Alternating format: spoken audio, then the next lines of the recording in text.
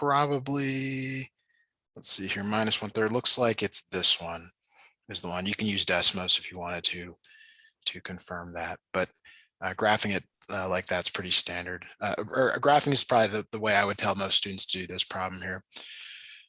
Okay, so I think you said that was 11. All right, let me get 12 open. Sorry, one moment. Let me know when I can move on to the Freezing next one. up. Again, I'll send this to you as a PDF at the end, if you miss anything or want to double check things.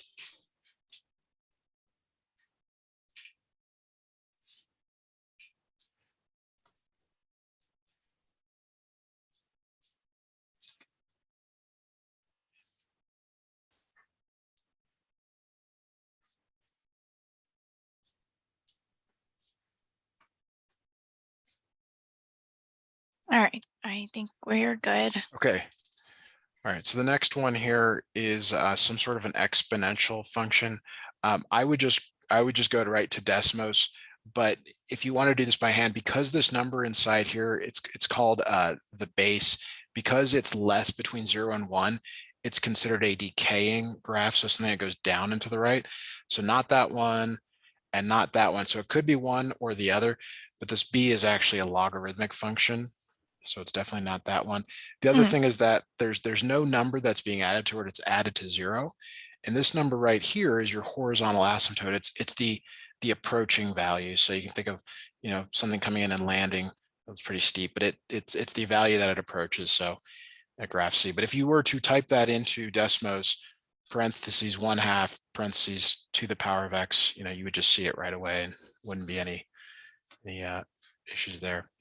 All right, so let's go to question 13. 13 appears to be the next one.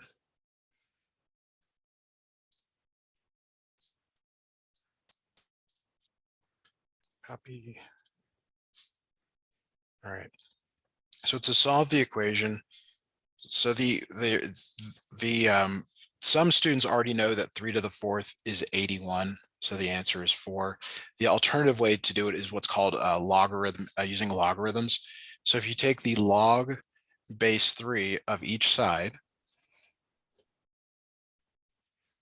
on the left side, there's a property that allows you to bring the x out in front. So it becomes x times log base 3 of 3. And then off to the side here, if you have log base b of b, it's always 1. So whenever the base matches the number you're taking the logarithm of, it's always 1. So this is 1 right here. So that's why you get x, because it's x times 1. On the right, you can rewrite 81 as 3 to the 4th, which is your answer here.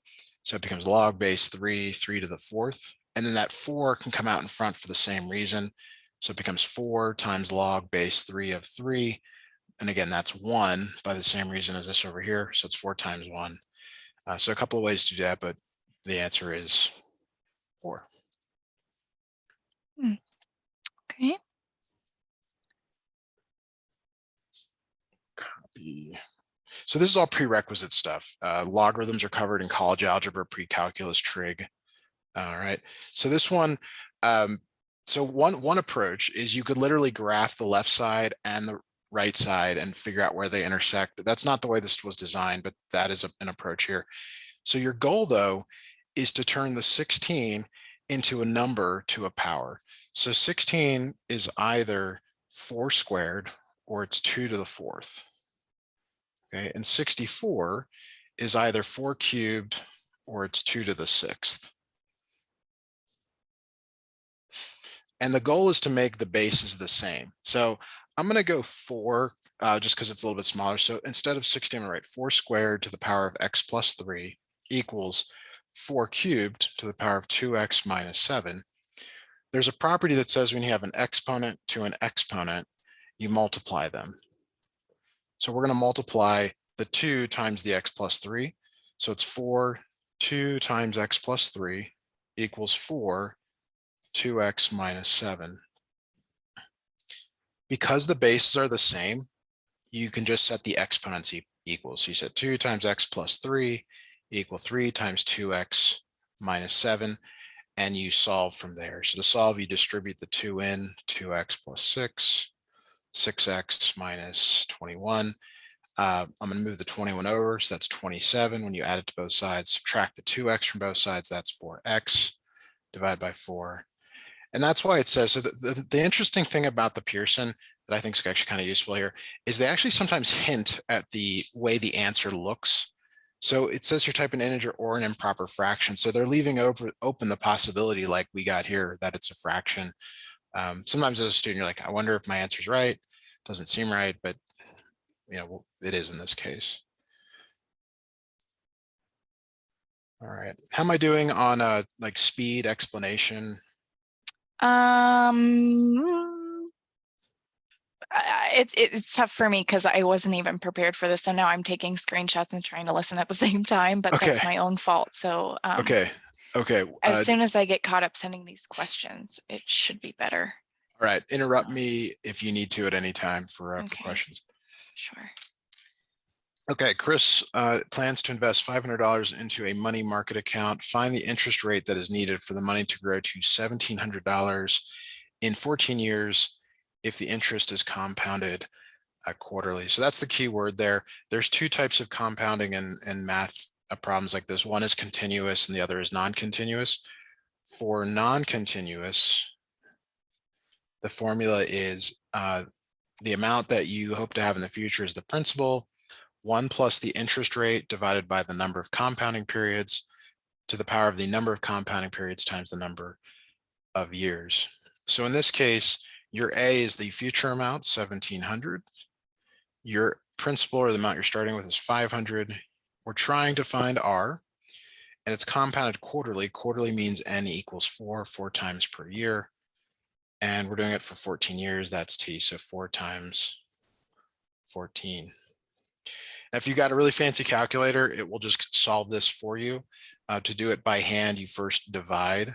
So when you divide both sides by 500, the zeros cancel, and you get 17 over 5 equals 1 plus R divided by 4 to the 56 power.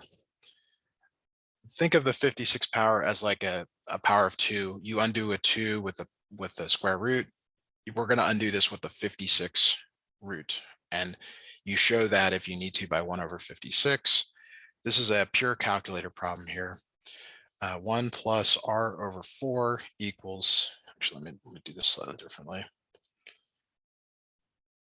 So on the right, it's 1 plus R over 4, 17 over 5 to the 1 over 56 power. And so to solve for R, you're going to subtract the 1 and multiply by 4. And then this is where I want to ask you, do you know what type of calculator you're allowed to use on this, or have you thought about that? Yeah, I just have the TI-84. Okay, are you comfortable using that? I could probably be more. Okay, sure. So what I'm going to do is go to I'll just show you this. I think it's another kind of neat tool. If I can find, there it is. Okay, so Desmos also has a scientific calculator. It's much more intuitive to use than the TI-84, 83 stuff. So if you're seeing my screen here, I'm just going to type in what I just wrote, 17 over 5. So it's already calculating it for me. I think that's really quite useful. And then we're going to subtract 1. And you can see here, that's our answer. But we need to round to the nearest percent. So if to round, you multiply by 100. And so it looks like it would be 9% as your final answer on that. So you just want to make sure you've got a calculator that you're comfortable using. Right. And that TI 81 is it? Then or 84 is, then it is. Okay, moving on to question 16. Please let me know if I'm get these out of order. I think we're okay. All prerequisite stuff so far. Okay. So write in logarithmic form. So this is one of those where I give you the answer and then we show, or I'll show you why it's the answer. Okay. So the way this works is, let me write I hate when they do this. So that it's going to be unclear because the exponent and the base are the same. but this number is the thing you're taking the log of. That's what goes in that first box. Okay. The exponent is actually this right here, and then the 5 is this right here. The bases of that. So in terms of like what you need to write, you're putting the 5 here, and you're putting 3, 1, 2, 5 here. Okay. So let me just give you a slightly better example. Let's use that 3 to the 4th equals 81. It would be log base 3 of 81 equals 4. I think that's a little bit clearer about, you can see where the numbers map to. Gotcha. And that will, because there's uniqueness, you should be able to follow that for future problems. All right, so downloading 17.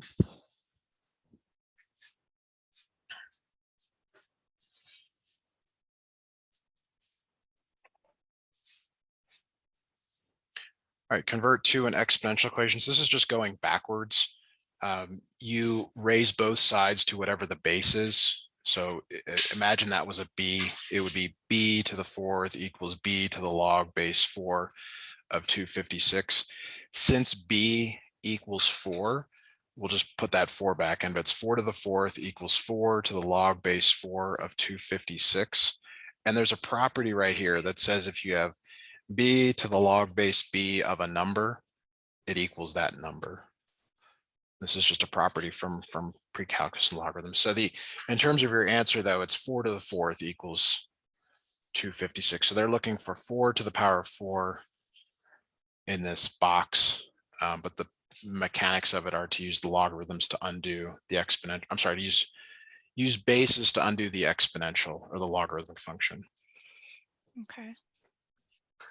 So there's kind of two types of questions. There's the previous ones where you convert to logarithmic notation and then you convert out of logarithmic notation. This is not going to be, you're not going to see this in calculus, but it is here. Okay. The graphing stuff is somewhat more useful for what you're going to do in calculus that we were doing earlier. All right, so the next question here, you've got a calculator that will do log base 4. You could just type this in. I would just use without a calculator, but the fastest way is to do it that way. By hand, you're supposed to remember that 64 is really 4 to the power of 3. And then that 3 comes out in front, 3 times log base 4 of 4. And whenever the base matches the thing you're taking the log of, that whole thing is 1. So it's 3 times 1, which is 3. But if you had a calculator, you type that in, it would come out as 3. Okay.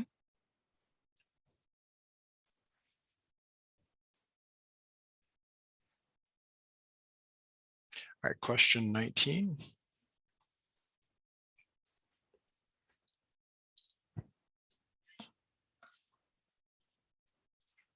All right, find the indicated value. So this is another property. The natural log of e to any power is just that power, that exponent. And it's just a known property. And the reason is because that exponent actually comes out in front, n times natural log of e. And the natural log of e is a property that's always 1. So, I mean, that's the reason that it is just 8. But if you had a calculator, you could type that in and it would give you the value of 8. Yeah, Question. that sounds familiar to me. Yeah, so log base b and natural log, these are, you have a whole chapter on that in college algebra. Mm-hmm. All right, so the next question, I think we're up to question 20. Again, let me know if you have any issues entering these into the calculator or into the Pearson. So this one says to write the expressions of sum, difference, or product of simpler logarithms. You would have seen this in a previous class as the word expand. So whenever you have a quotient here, the logarithmic property for quotient, when you have an a over b, and a represents everything in the numerator, b is everything in the denominator, this becomes log base b of a minus log base little b of big B. So essentially you separate out the numerator and the denominator. So 9 of 7k. All right. So then the next property is if you have a product inside. This is a 9 times p is a product, 7 times k is a product. That's another property. That's a times b. It's very similar to the property above. You just add instead of subtracting. Okay, so for this first one, it's log base 9 of 9 plus log base 9 of p. Now pretend like this is in parentheses for a moment, because we're going to use the same property over here. It's log base 9 of k, I'm sorry, 7 plus log base 9 of k. And then you distribute in this negative. So what most students forget to do is to distribute the negative to both of those there. So that becomes minus log base 9 of 7 minus log base 9 of k. And then I'm going to just cheat here a little bit and copy these down. And get that right there. Okay. So now log base 9 of 9, because the base equals the thing you're taking the log of, it's just 1. And the rest of this you're not able to simplify. So I'm just going to copy it down here. So that's your final answer. Everything in this box here. And this is just an expand problem. The next one is probably going to be a condense or compress problem, if I had to guess without looking. Any questions on that? It's all based on these properties. Yeah, the properties look familiar to me. So what's nice is if you go back and do some of the homework problems, you'll see that like you'll do the preliminary ones of these. You'll see some easier ones or one just like this to try.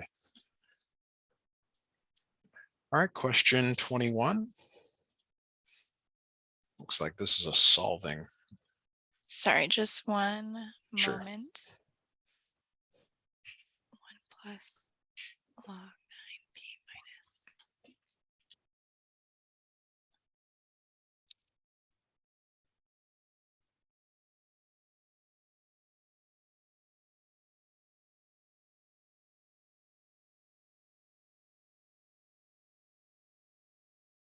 Okay, thank you.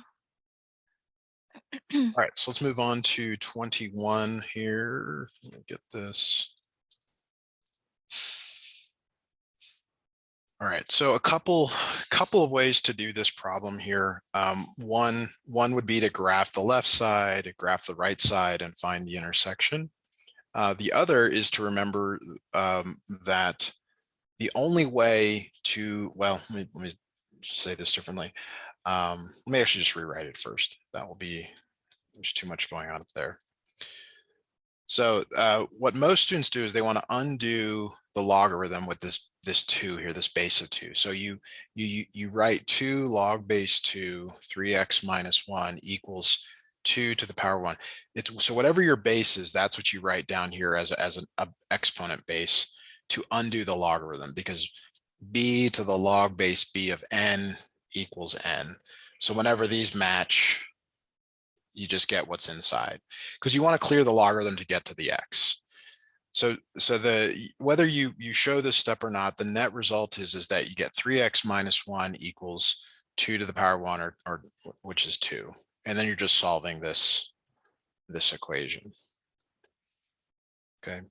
You're not solving logarithms in calculus, but logarithms do appear briefly in this course. Add 1 to both sides, divide by 3, so x equals 1 is your final answer.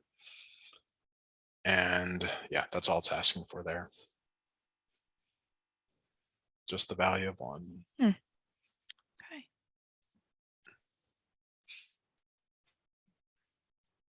22. Oh. Another logarithm question. Interesting, because it doesn't really appear much in this course. So let me just rewrite this so we can kind of focus on it. Log base 4 of x minus log base 4 x minus 15 equals 1. All right, so we're gonna use that property that I wrote previously, where I wrote it as log base b of a minus log base b of b. And so in this case, x is like a, or a is your x, b is the x minus 15. And the property says, if you go backwards, that you make it a quotient. So in your problem here, the x is going to go in the numerator because that's a, x minus 15 in the denominator, and it's log base 4 of all that equals 1. So now it's really similar to the previous problem because we want to get to the x's, and we do that by undoing the 4. So 4 to the log base 4 x over x minus 15 equals 4 to the power of 1. So whatever base you have here, you use it as a base for the exponent on both sides. It undoes the logarithm, so you're left with just x over x minus 15 equals 4, where the 1 is 4. This is really a fraction, 4 over 1, and then you can cross multiply. So you can multiply x times 1, 4 times x minus 15, x equals 4x minus 60. We'll add the 60 to the other side, we'll subtract the x, 60 equals 3x, divide by 3, so x is 20. Now you're normally supposed to check this. Sometimes there's extraneous solutions, but it's not the case on this one. So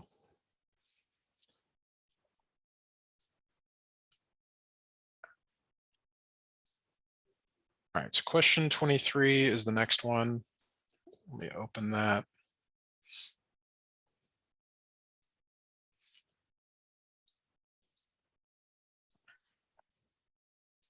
All right, so solve for x. They're giving you an exponent form here. So you've got to undo the exponent. You got to get x out of the exponent. The only way to do that is through logarithms. So use logarithms for that. Or you could graph the left side and the right side. This is a rounding problem. So when you know that you're rounding, it's safe to go to a calculator or a graphing tool. But in terms of like the correct way to do it, it's log base 2 of 2 to the x equals log base 2 of 15. So the parts that have to match this time, I'll highlight those. It's the log base 2 of 2 and the log base 2 of 2. Those match because of this 2 here.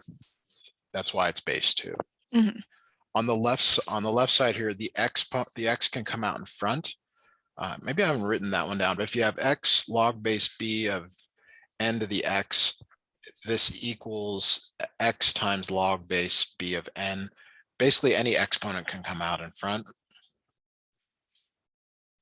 And the reason that's so helpful is whenever you have the base is the same as the thing you're taking the log of, this part is equal to 1. X times 1 is just x equals log base 2 of 15.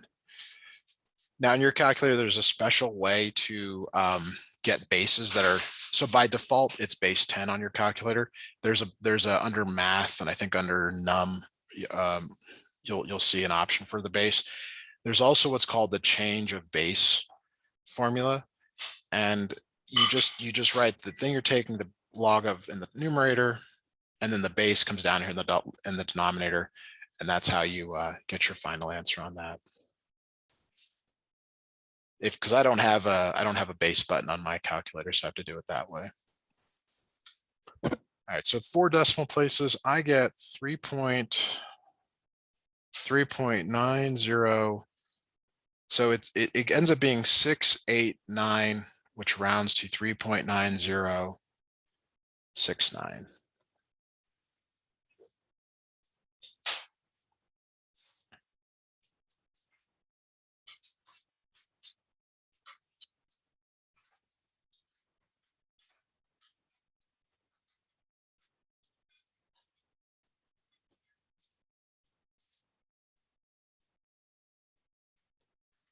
All right, can I move on to question 24 now? Yes, sorry. All right, no problem. Question 24 here. So it says, find the effective rate corresponding to the following nominal rate. There's a formula for this. This is kind of more of a business calculus thing that you would see. So the semi-annual is important. That's n equals 2. So your formula is 1 plus r over n. And it's normally n times t, but since you're looking at it in 1 year, you leave the t out. So for us, this becomes 1 plus 0.06 divided by 2 to the power of 2. But then you have to subtract 1, and that's part of this effective rate formula. So let me go back to, where was I? I don't know why that screen isn't up. So I'm going to go to the calculator and type that in, get the answer here. So just a moment. 1 plus 0.06 divided by 2, power of 2, subtract 1. It actually is fairly nice here. It's 0.0609. And then because it's a percentage, we multiply by 100, and the answer is 6.09%. So you don't need that, just this part here. Okay.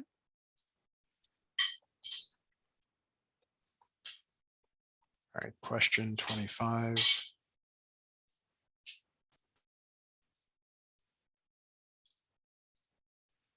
All right, find the half-life of a radioactive element which decays according to the function a of t equals a0 e to the minus 0.0327 t. There is just a formula where you can go right to that, but let's just assume that a0 is 100. And let's say, since we care about half-life, we want to know when it goes down to 50. Is that just made up numbers because they're easy? Yes. Okay. And the formula actually doesn't, you don't even have to do this. When you see the formula at the end, you're going to realize we could have done, because as soon as you divide here, you get 1/2 on the left side. So if you're like, hey, I don't like 100, I prefer 10, then we put 5 on the left side, divide by 10, and it's still a half. Mm-hmm. All right. So the only way to get a variable out of the exponent is to use logarithms. Because this is an e, use the natural logarithm on both sides this time. Left side is just natural log of a half. The right side, the ln undoes the e, it just becomes minus 0.0327 t. And then you divide both sides by the minus 0.0327, like that. Then you just go right to your calculator, and the answer even says round to the nearest tenth. So that's, again, another indicator that we're going to use a calculator for this. So the shortcut, which I mentioned, is for half-life, is it's natural log of 1/2 divided by k, where k is that's, or r, depending on what your formula is. But you can also work it out this way if you need to. This is not in calculus also. You will not see this in calculus. So 21.2 years. That's already rounded from 21.197.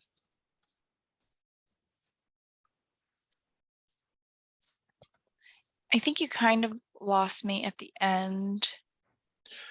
Well, so when you divide both sides by the minus 0.0327, that's your final step. Then you just go right to a calculator. Okay. This is a calculator step. Or slide rule. If you're 80 years old, you go out and get your slide rule out and you look up the natural log of 1/2 in a table, and then you divide and you start. Yeah, we're not going to do that though. All right, so so my lessons go 50 minutes, which means we would have stopped a little while ago, but we needed to get this done. What do you want to do with this other hour? Do you want us to, I need at least a 5-minute break, so I can start like 5 after. Would you like to continue? Do you want us to reschedule the hour for later today? What would you like to do? I am sorry. I wasn't sure how long we needed to finish this quiz. It's I'm going through this thing right now. I am really questioning why I'm even in this class. It just seems, absolutely ridiculous. And Right. I'm clearly so far removed from anything.